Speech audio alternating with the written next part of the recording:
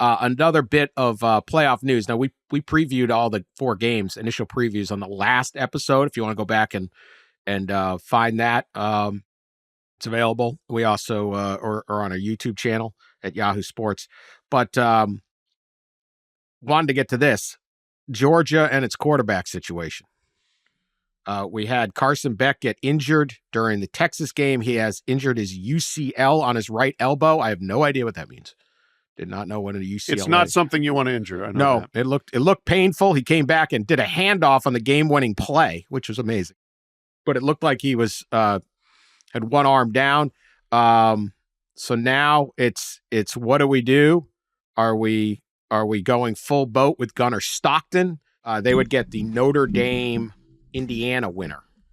Now, first we got weeks ahead of time, but what they got a nice time for that bye, but they got injured playing a 13th game that neither Indiana nor Notre Dame had to play, and that's sort of the risk of this playoff system also. What are we hearing, Pat?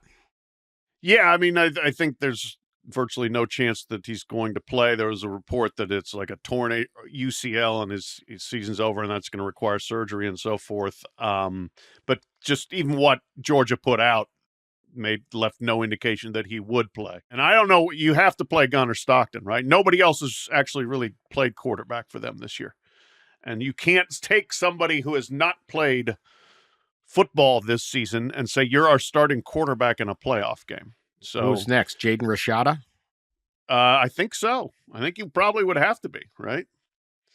And to the best of my, Jaden Rashada, if he played, he did not throw a pass all season. They've had 3 players throw passes. Carson Beck, Gunner Stockton, and 300-pound lineman Drew Bobo threw one. Anyway, this is some major crisis for Georgia. This is where your depth of recruiting and your ability to get people ready, that you're one play away. Well, that one play happened. And here's the thing. Yes, not only did it happen in a game of questionable significance, but a play of really questionable significance. I mean, there was a last play of the half. They're trying to Hail Mary from the 42-yard line. He's rolling out, trying to buy time. I mean, you're always trying to make a play, but boy, oh boy, this would have been a nice time to throw the ball away before you get hit. And, things are totally different after that. But this Georgia season has been wildly melodramatic. Didn't think it would be. But the ups and downs and twists and turns continue, and we'll see what Gunner Stockton can do for them when it comes to Sugar Bowl time.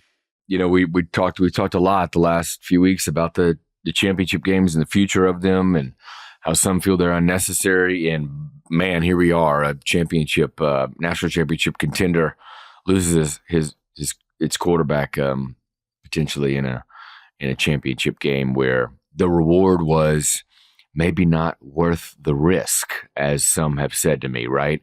A bye in the first round. So yeah, you get the extra week, but you had to play.